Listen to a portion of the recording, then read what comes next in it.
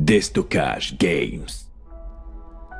Bonjour à tous et bienvenue dans cette nouvelle vidéo review.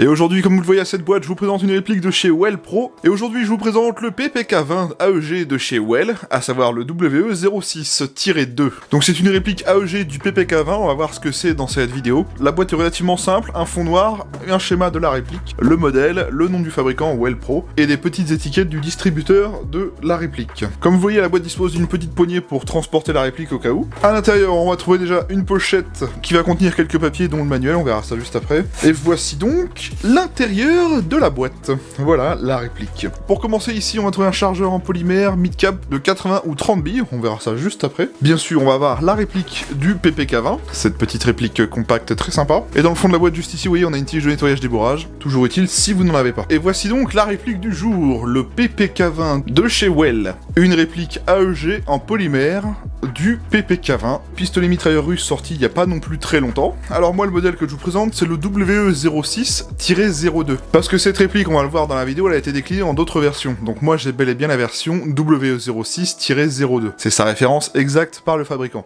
Eh bien, on va commencer la review et je vais commencer par l'historique de l'arme réelle. La PPK20 est un pistolet mitrailleur russe conçu et développé par le groupe Kalachnikov Concern. Lors du salon militaire armée 2020 qui s'est tenu dans la région de Moscou, le groupe Kalachnikov a dévoilé son dernier pistolet mitrailleur, le PPK20 de calibre 9 par 19 mm, destiné aux forces d'élite antiterroristes opérant en zone urbaine. La PPK20 utilise des cartouches de 9 par 19 mm et est dotée de chargeurs détachables de 30 cartouches. Chaque arme est livrée avec deux chargeurs qui peuvent être assemblés avec un dispositif de fixation spécial. Elle peut être chambrée avec toutes les munitions de type 9 mm.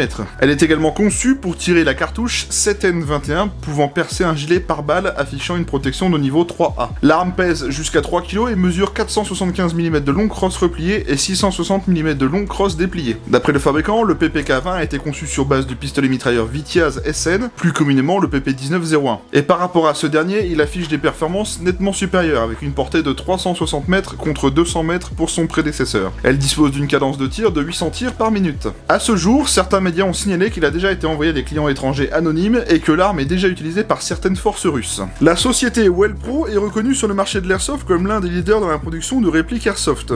Well Pro a conçu ici la réplique du PPK20 en plusieurs versions. La réplique est en polymère de très bonne qualité, elle est également équipée d'un chambon de ressort rapide et livrée avec un chargeur mid-cap de 80 billes en polymère. Une réplique intéressante pour les petits budgets et ceux qui cherchent des petites performances sympathiques en sortie de boîte. Voilà pour l'arme et la réplique. À ce jour en airsoft, je sais qu'il existe également une version Lancer Tactical sortie récemment. J'essaierai de me la procurer un jour pour vous faire la review. En attendant, on va tester la version Well Pro qui, mine de rien, n'est pas si mal en sortie de boîte, vous allez voir. Allons-y pour cette review, on va commencer par le manuel.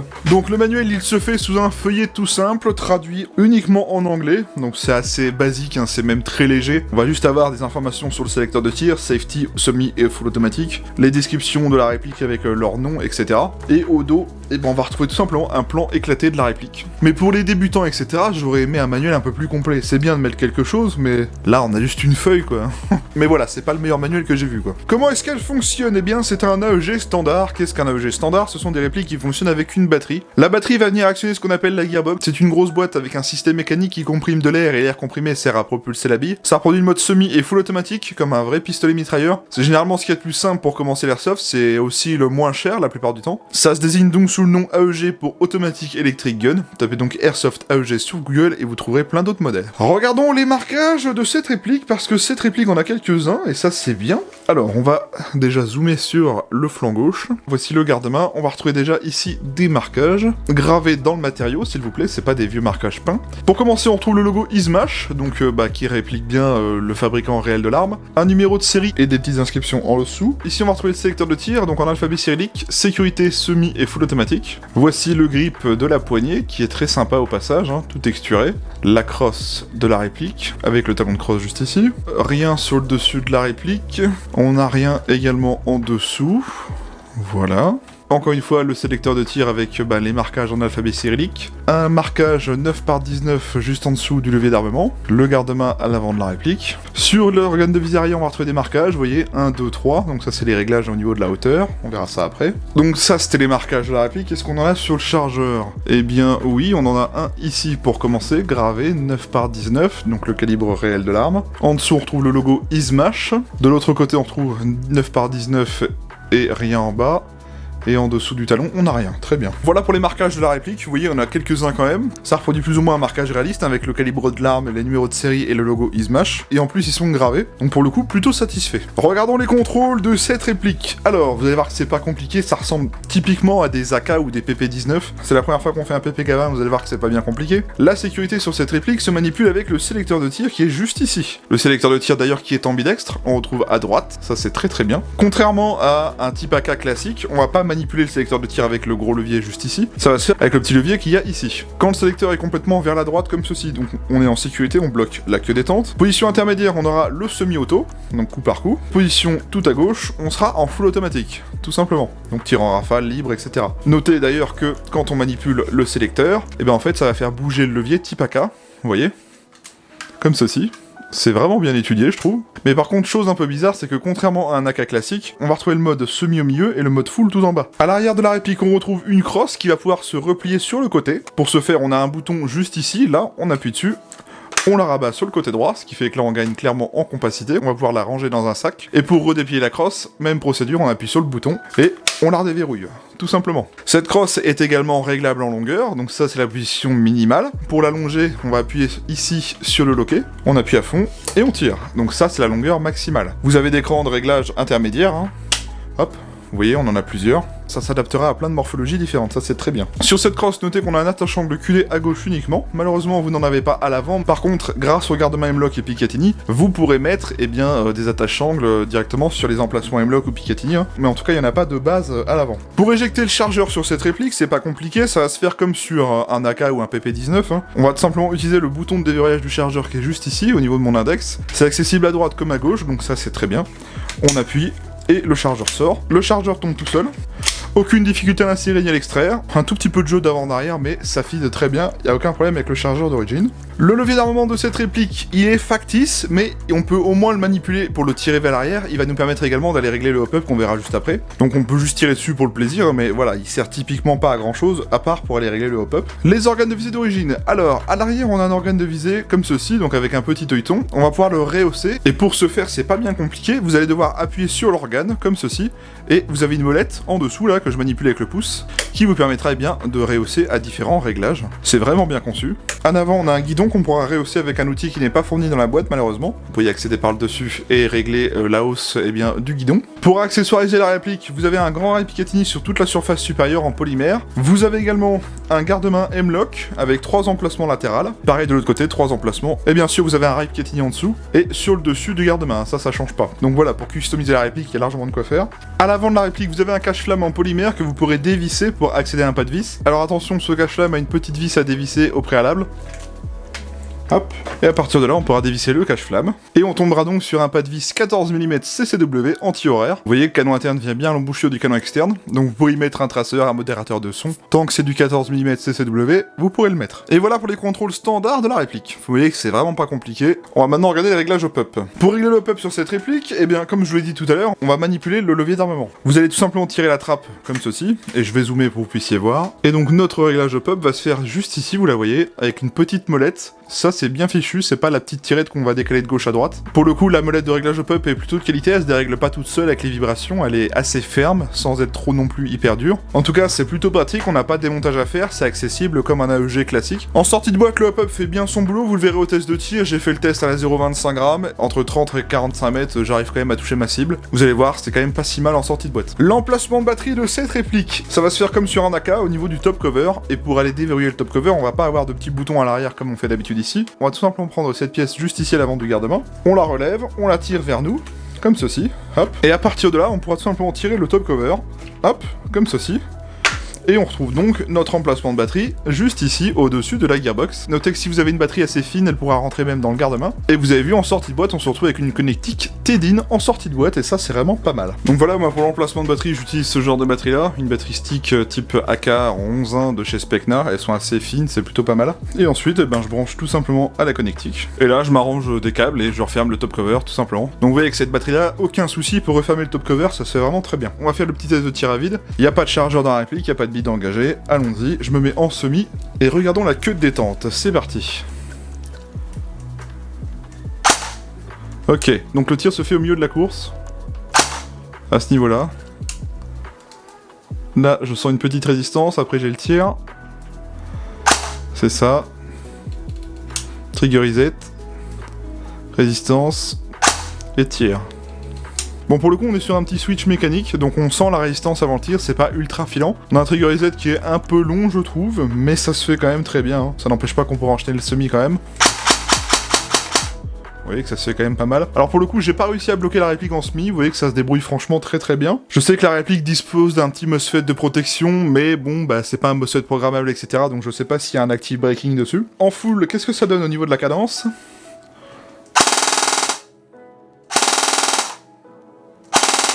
Ça avoine pas mal, hein. On est sur une réplique qui a une belle petite cadence en sortie de boîte, et donc elle est ready dite 11.1 par le fabricant. Si vous achetez cette réplique, utilisez de la 11.1, c'est fait pour. Voilà, en tout cas la cadence est vraiment pas déconnante. Donc voilà pour le test de tir à vide en tout cas. Alors comme je vous l'ai dit tout à l'heure au début de la vidéo, cette réplique elle est déclinée en plusieurs versions. Alors pour l'instant, chez DG Airsoft, on trouve que cette version-ci, la WE06-02. Sur d'autres sites européens, je l'ai vu avec toutes les versions disponibles. Et à ce jour, il existe 4 versions différentes. Donc la WE06-2 comme celle-là, la WE06-GM, en fait c'est exactement la même sauf qu'elle est full metal et c'est une réplique GBBR, donc c'est cette réplique en GBBR. La WE06 classique, donc elle c'est la version améliorée qu'ils ont sortie cette année. Elle dispose elle d'un MOSFET programmable et d'une gearbox en DSG, ce qui fait qu'elle a une cadence de tir très élevée et une meilleure réactivité en sortie de boîte que ce modèle-là. Et pour finir, il existe également la WE06-3, pareil, full metal, mais elle équipée d'un MOSFET e-shooter. Et donc voilà pour ces 4 versions, donc vous voyez qu'on en a quand même pas mal. Bon après bien sûr, hein, moi je vous présente la version classique entre guillemets, c'est la moins chère, mais par contre les autres, eh ben, évidemment, elles sont pas au même tarif. Hein. Là, c'est vraiment la plus accessible. Alors, est-ce que cette réplique dispose d'un changement de ressort rapide ? Eh bien, oui, c'est vraiment pas si mal fichu, je trouve.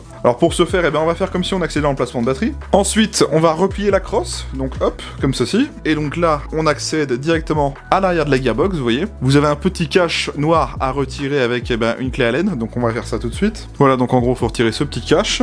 Et à partir de ce niveau-là, vous voyez, on accède au guide ressort. Eh bien, c'est ce qu'on va faire. Hop, et avec une clé Allen, on vient chercher le guide ressort. Et voilà ce que ça donne. Le guide ressort et le ressort d'origine. Vous voyez, on a un changement de ressort rapide qui est vraiment très accessible pour le coup. Bon alors par contre, on est sur un guide ressort en plastique, hein, donc c'est pas un guide ressort métal ni rien. Donc va peut-être falloir faire attention à cette pièce-là, mais voilà. Et voilà pour le changement de ressort rapide, hein, vous voyez que ça se fait très bien. C'est tout ce que j'aime, c'est simple et c'est accessible. Voilà. Au niveau interne de la réplique, on est sur une gearbox type V3 QD avec un ratio d'engrenage 18:1 en acier, avec roulement à billes 8 mm, piston dans métal, avec un MOSFET de protection de système électrique et de surtension, avec un moteur 20 000 tours minute. Au niveau des joints up, on est sur des joints AEG standard. Le canon interne mesure 210 mm de long et en sortie de boîte, c'est un 6,02 mm d'origine. Mais voilà, je voulais juste communiquer ces petites infos pour certains qui aiment bien faire des upgrades. Ça peut toujours être pratique en tout cas. Concernant le chargeur de la réplique, alors pas grand chose à dire, ils sont plutôt efficaces. J'ai pas eu de soucis particuliers lors de mes essais de tir, au contraire, hein, ils fitent bien les billes, ils les remontent bien comme il faut. Ce sont des chargeurs qui sont déjà pas très chers, hein. Je les ai vus à vendre sur certains sites en Europe entre 10 et 12 euros. Franchement, si vous souhaitez en acheter plusieurs, eh ben, c'est pas ça qui va vous ruiner pour une fois. Et donc ces chargeurs, ils ont une autre petite particularité, c'est que vous pourrez les passer en 80 ou 30 billes. Pour ce faire, on va aller en dessous, on va appuyer ici sur ce petit loquet, et à partir de ce niveau-là, on va pouvoir décaler le talon.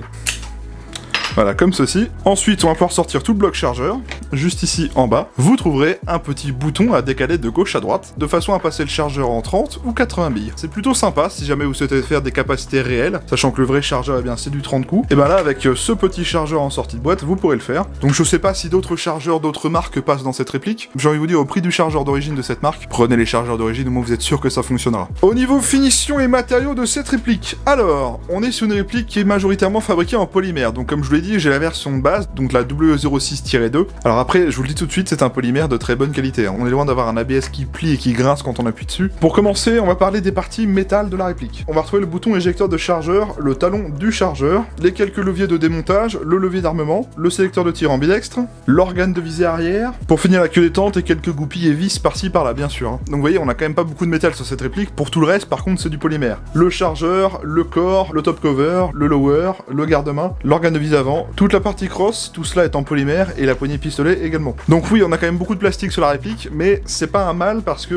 mine de rien, ça fait quelque chose de très léger, très maniable. Au niveau finition, bon, on va avoir quelques traces de moulage parce que, oui, on est sur du plastique majoritairement, donc si on regarde de près, forcément, on va avoir des traces de moulage. Vous voyez en dessous de la réplique, par exemple, au niveau du pontet, etc., on voit des traces là un petit peu partout. Voilà, il y en a certains que ça peut gêner, d'autres ils s'en ficheront, sûrement, j'imagine. Sinon, en soi, elle n'est pas non plus exécrable, hein. On a vu pire, honnêtement. On a des marquages gravés, non pas peints, on n'a pas de jeu dans la crosse, on n'a pas de jeu dans le garde-main, enfin bref. Personnellement, au niveau de la finition, moi je trouve ça très correct pour le prix que ça vaut clairement. Parlons maintenant des caractéristiques techniques. Alors c'est une réplique de calibre 6 mm à propulsion AEG, disposant des modes de tir sécurité semi et full automatique. Elle est annoncée à 1,01 joules, soit à peu près 330 fps à la 0,20 g, on fera un test chronique pour vérifier. Elle fait une longueur cross repliée de 415 mm, cross dépliée au minimum de 610 mm et cross dépliée et déployée au maximum de 690 mm. Elle pèse 1975 grammes, la longueur de son canon interne est de 210 mm et c'est un 6.02 mm de diamètre d'origine. Elle dispose d'un pas de vis 14 mm CCW, elle dispose de rail tactique Picatinny et M-Lock d'origine, elle dispose du hop-up réglable, elle ne dispose pas du blowback, elle dispose d'une gearbox V3 classique, elle dispose d'un petit MOSFET de protection uniquement, elle est livrée avec un chargeur mid-cap de 80 ou 30 billes en polymère, elle dispose d'un chambon de ressort rapide, elle est fabriquée entièrement en polymère avec quelques petites parties métal, elle est de couleur noire et c'est fabriqué par Wellpro. Bien écoutez, on a fait le tour de la réplique, on va aller au test chronique et au test de tir et je vous retrouve juste après pour la conclusion.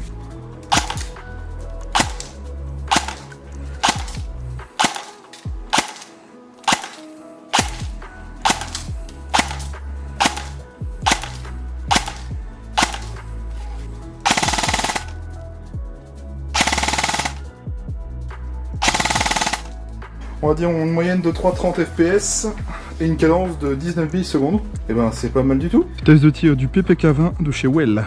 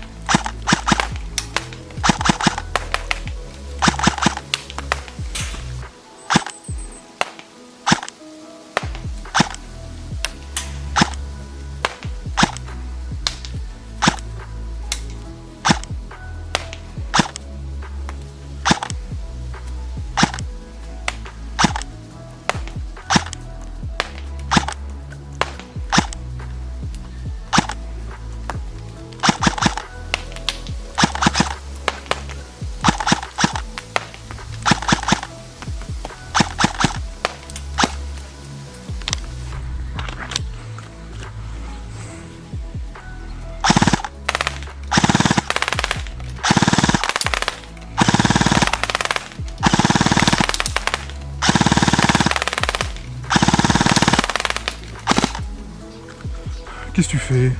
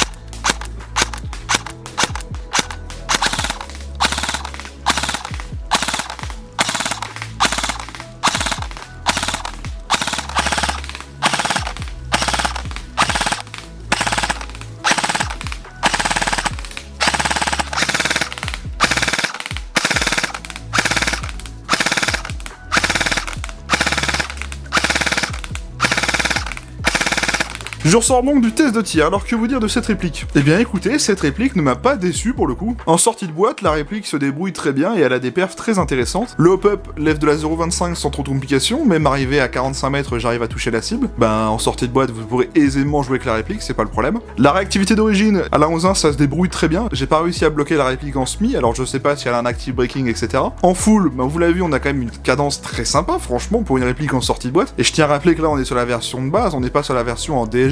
Imaginez maintenant la version en DSG qui a une cadence plus rapide que celle-là encore. Ça doit être très sympa quand même. Comme je vous l'ai dit, en plus, vous avez également les autres versions avec e-shooter et même la version GBBR. Un très bon point, on a un changement de ressort rapide.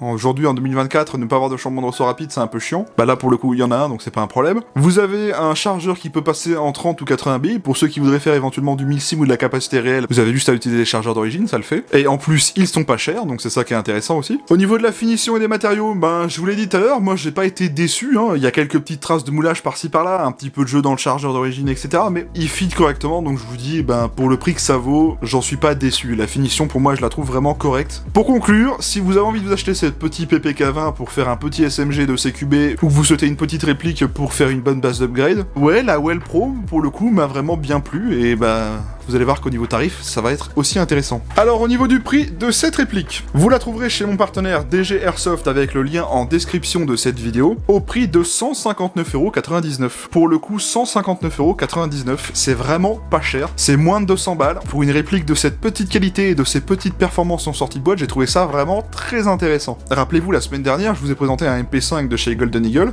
qui valait 200€. Bah aujourd'hui, je vous dirais clairement de prendre ça plutôt que le MP5 pour le coup. Oui, il faut aimer clairement un petit peu plus le style russe, parce que bah on est un peu sur une réplique type russophile, clairement. Mais moi qui suis pas très grand fan des répliques russes, je vous avouerais que si j'avais le choix, je prendrais cette réplique-là plutôt que l'autre. Elle a des meilleures perfs, et en plus elle est moins chère. Et puis ça change clairement du MP5, du MP7 qu'on voit tout le temps sur les terrains, là c'est un peu plus original. Donc pour le coup, je suis satisfait du prix de cette réplique. Bon allez, je tiens à vous faire un petit rappel pour ceux que ça intéresserait. Si jamais cette réplique vous intéresse ou que vous avez besoin de passer une commande sur le site de DG Airsoft, si vous avez envie de soutenir mon travail effectué sur la chaîne YouTube et que vous avez besoin de passer une commande sur le site, n'hésitez pas à utiliser le lien affilié qui est en description. C'est un moyen simple et gratuit de soutenir la chaîne de votre part, donc sans rien débourser de votre poche. Il y en a déjà qui l'ont fait, il y en a toujours qui continuent à le faire. En tout cas, un grand merci à tous ces gens-là, ça fait plaisir de voir que vous aimez la chaîne et que vous soutenez le travail en tout cas. C'est plutôt motivant pour le coup. Merci à tous. Je tiens à remercier DG Airsoft de m'avoir envoyé cette réplique pour vous en faire la présentation en vidéo. Un grand merci à eux de cette suggestion parce que pour le coup, ça a été une très belle découverte. J'ai bien envie de tester d'autres modèles de Well Pro maintenant. Je vous mets le lien de la réplique en description du site de DG Airsoft et de tous les réseaux sociaux également. Vous avez juste à regarder dans la description juste en dessous et vous trouverez tous les liens intéressants. Je vous invite tous à venir vous abonner à ma chaîne YouTube, pensez bien à activer la cloche et les notifications, ça vous permettra de recevoir une notification quand je sors ou je programme une nouvelle vidéo review. Donc si vous voulez rien louper de ce qui se passe sur la chaîne, c'est ce qu'il y a de mieux à faire. C'est gratuit, donc cliquez juste sur s'abonner et cliquez sur la cloche juste à côté. J'ai également Facebook, X et Instagram, ce sont mes réseaux sociaux. Les liens sont en description, c'est du contenu bonus, c'est pour avoir des choses en plus de YouTube, des photos, des posts communautaires, des stories quand je joue à l'airsoft ou que j'achète quelque chose. Comme je l'ai dit, c'est un bonus, c'est à vous de voir si vous souhaitez l'utiliser, en tout cas c'est gratuit. Si la vidéo vous a plu, n'hésitez pas à liker, commenter et partager cette vidéo, dites-moi ce que vous avez pensé de la présentation de cette réplique, dites-moi si vous la possédez, dites-moi ce que vous pensez de la marque Well Pro, si vous en êtes déçu, si vous en êtes content. Tant qu'il y a des arguments et que c'est bien construit, j'accepte tous les commentaires et j'y réponds. La partie commentaire est un espace d'échange, donc vraiment utilisez-la, c'est fait pour ça. J'aimerais juste avoir votre avis sur cette réplique, parce que moi personnellement je l'ai trouvée intéressante pour le coup. La vidéo est dès à présent terminée, merci à tous ceux qui l'ont regardé en live le vendredi soir, merci à tous ceux qui la regarderont plus tard. Je vous souhaite à tous une bonne fin de journée, un bon week-end, je vous retrouve la semaine prochaine pour d'autres vidéos review. D'ici là, prenez soin de vous, portez-vous bien, et salut à tous.